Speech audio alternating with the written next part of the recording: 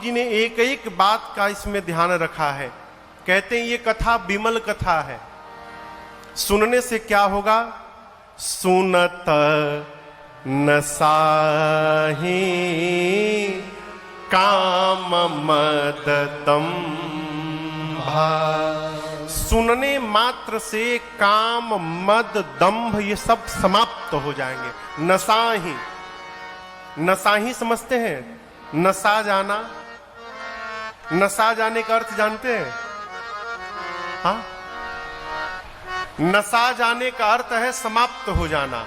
लेकिन कैसे समाप्त हो जाना? ओला, ओला देखें, ओला, बर्फ का ओला। बर्फ का ओला, बड़ा बड़ा ओला जब गिरता है तो गिरने के बाद दिखाई तो पड़ता है, लेकिन देखते रहिए और देखते देखते वो कब समाप्त हो जाता है ये पता नहीं चलता है। उसी प्रकार जो मानस की कथा को सुनता रहेगा, सुनते सुनते उसके जीवन से काम मद दंभ भी कब समाप्त हो जाएंगे उसे पता चलने वाला नहीं। सुनत नसाही काम मद दंभा। एक श्रोता ने मेरे से बहुत पहले प्रश्न किया इसी प्रसंग पे कि महाराज आप तो कह रहे हैं कि काम मद दंभ सब समाप्त हो जाता है। हमारे गांव में एक लोग 23 साल से कथा सुन रहे हैं, लेकिन उनसे बड़ा क्रोध करने वाला पूरे जिले में दूसरा कोई नहीं है। उनका तो नहीं गया।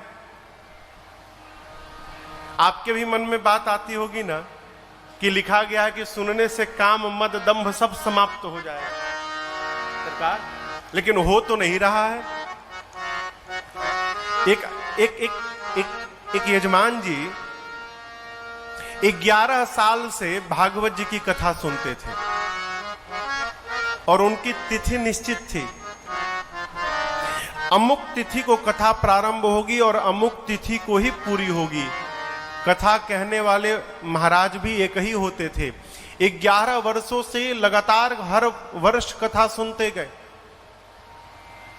12वें वर्ष उसी तिथि में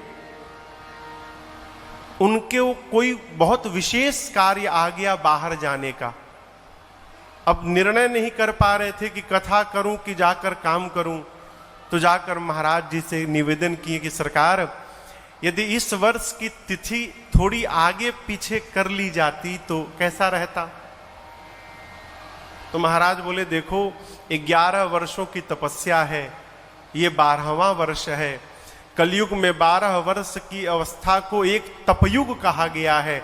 यदि इस वर्ष भी उस तिथि में कथा हो जाएगी तो आपका एक तपयुग पूर्ण हो जाएगा।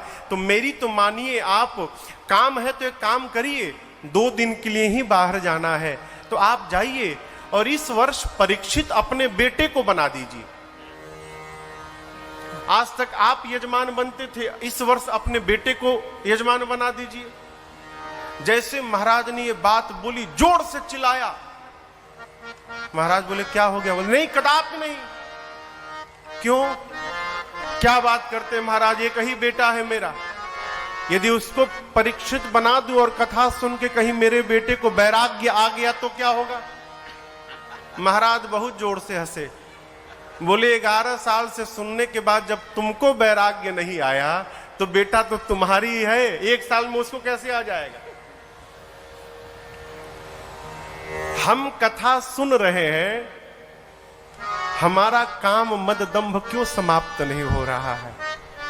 इस पर आत्म विचार करना चाहिए। डॉक्टर को केवल दिखा लेने से बीमारी नहीं जाएगी हो। डॉक्टर की दी हुई दवा जब तक आप लेंगे नहीं तब तक आपके जीवन से व्याधि जाने वाली नहीं है। उसी प्रकार कथा में बैठने से कुछ नहीं होगा। यदि कथा सुनकर हमने जीवन में धारण करने का प्रयास नहीं किया तब तक इसका असर जीवन में दिखाई देने वाला नहीं है।